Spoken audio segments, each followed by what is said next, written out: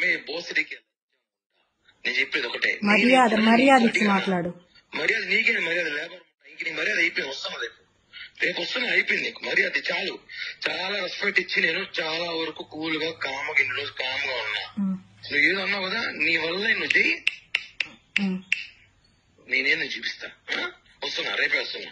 ఏం చేస్తావు? ఏం చేస్తానా, వచ్చి మాట్లాడతా. నువ్వు ఏదో చేస్తావు చెయ్యి, ఎక్కడికి పోతావో పో. నా ఇంటికా ఏమనుకుంటావు నువ్వు? నువ్వేమనుకుంటున్నావు?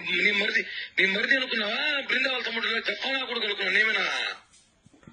నీ కొడుకులు పెద్దోళ్ళైతే మడిచి నీ పెట్టుకో, నా దగ్గర కాదు. కోసి వాత పెడతా, మటర్ కేసు పట్టు జైలుకు పోతా, 40 రోజులు బెయిల్ తీసుకొని బయటకు వస్తా. నీ చూస్తాను ఎట్లాంటివి. ప్రశాంతంగా ఉండు, జీవితము ప్రశాంతంగా బతుకుతావు.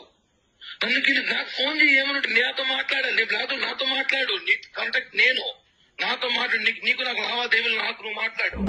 దాంతో నా గురించి ఎందుకు చెడ్డగా చెప్పావు? నీకు నాకు లావాదేవీలు, నువ్వు నాతో మాట్లాడు. దాంతో నా గురించి ఎందుకు చెడ్డగా చెప్పావు? నువ్వు అసలు నాకెందుకు ఫోన్ చేస్తావు? అమ్మాయికి నీకు ఫోన్ చేసే రైట్స్ ఏముంది? ఎందుకు లేదు? అదే నా లైఫ్ ని చెడగొట్టింది, నాశనం చేసింది. నాకు మాత్రమే రైట్స్ ఉన్నాయి, నీకు ప్రతి ఒక్కటి చేసింది నేను, మొత్తం చేసింది నేను, కాబట్టి నాకు మాత్రమే రైట్స్ ఉన్నాయి. నిన్ను అడగడానికి రైట్స్ మాత్రం నాకు మాత్రమే ఉన్నాయి. కిరణ్, ఎందుకు నా లైఫ్ నాశనం చేసినావు? ఎందుకు నన్ను కొట్టలేదా? దానివల్ల నన్ను గాయపరచలేదా? కొట్టలేదా? ఎందుకు కొట్టానంటే నువ్వు ఓవర్ యాక్షన్ చేసినావు కాబట్టి, నా విషయం, నా పర్సనల్ లైఫ్ విషయం ఓవర్ యాక్షన్ చేసావు కాబట్టి నేను కొట్టా. ఇంతవరకు నువ్వు కిరణ్ ఈ రోజు ఒక లాగా చూడబోతున్నావు. పిటే ఇంకా నీ వల్ల ఏం చేసుకో.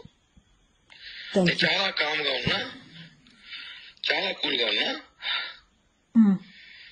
ఫోన్ చేసి అమ్మాయి ఫోన్ చేస్తా, నీకేముంది? నీ ఫ్రెండా, నీ క్లాస్మేటా, నీ బంధువా?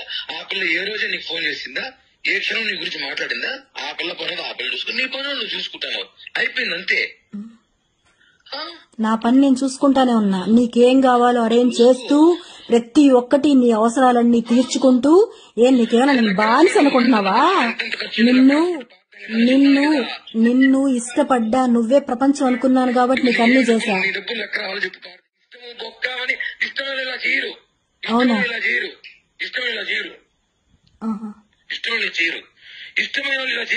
ఇలానే చేస్తారు.